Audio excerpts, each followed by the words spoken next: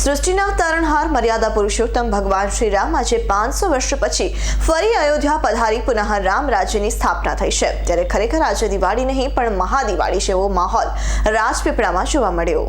આજે અયોધ્યામાં રામલલાની જન્મભૂમિ પર પ્રાણ પ્રતિષ્ઠા મહોત્સવ યોજાવા જઈ રહ્યો છે। ત્યારે નર્મદા જિલ્લાના રાજપીપળા શહેરમાં ઠેર ઠેર ઉત્સવની તૈયારીઓ પૂર્ણ કરી દેવામાં આવી છે। આજે વહેલી સવારથી જ ભક્તો મંદિરને સજાવવા મંડી પડ્યા છે। રાજપીપળા શહેરમાં રોશની કરી દિવાળી જેવો માહોલ ઉભો કરવામાં આવ્યો હતો। દરેક મંદિરમાં ઉત્સવની ઉજવણી માટે ભક્તોએ તૈયારી કરી હતી। આખું રાજપીપળા લાઇટિંગ કરી દિવાળી જેવો માહોલ જોવા મળી રહ્યો છે અને આજે આખો દિવસ ભજન કીર્તન કરવામાં આવ્યું હતું।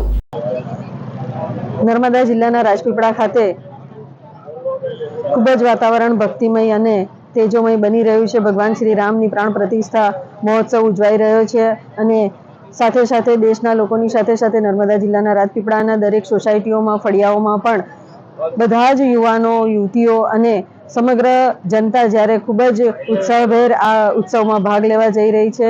ફળીએ ફળીએ સોસાયટીમાં મહાઆરતીનું આયોજન થયું છે, એની સાથે સાથે ભંડારાનું આયોજન થયું છે અને દરેક સ્વયંભૂ લોકો જોડાઈને પોતે એક શોભાયાત્રાનું પણ અને ભગવાન શ્રી રામને આવકારવા માટેનું આ જે વાતાવરણ બની રહ્યું છે, આખું વાતાવરણ જાણે ભગવાન શ્રી રામના તેજોમય અને એમના આ ભક્તિભાવની અંદર જોડાઈને બધા જ લોકો ખૂબ જ જય શ્રી રામના નારા સાથે એમાં ભાવ વિભોર થઈને જોડાઈ રહ્યા છે। ત્યારે ખૂબ જ એક આનંદનો પર્વ અને ઉત્સાહભેર જે દિવાળીના પર્વ જેવું વાતાવરણ સર્જાઈ રહ્યું છે। ત્યારે ગામે ગામ લોકો સ્વયંભૂ આ ઉત્સાહમાં ભાગ લેવા જઈ રહ્યા છે અને ભગવાન શ્રી રામ સૌને જીવનની એમની મનોકામનાઓ પૂર્ણ કરે, દુનિયાની સમક્ષ ખૂબ જ આગળ લઈ જવાની જે વાત છે અને ભારતને જે મહાસત્તા બનાવવાની વાત છે, તો ભારતને વિકાસની દ્રષ્ટિએ પણ ભગવાન શ્રી રામ એમના આશીર્વાદ આપણા સૌને ઉપર આપે એવી જ મંગલ કામના। દીપક શક્તાપનો રિપોર્ટ S9 ન્યૂઝ રાજપીપળા।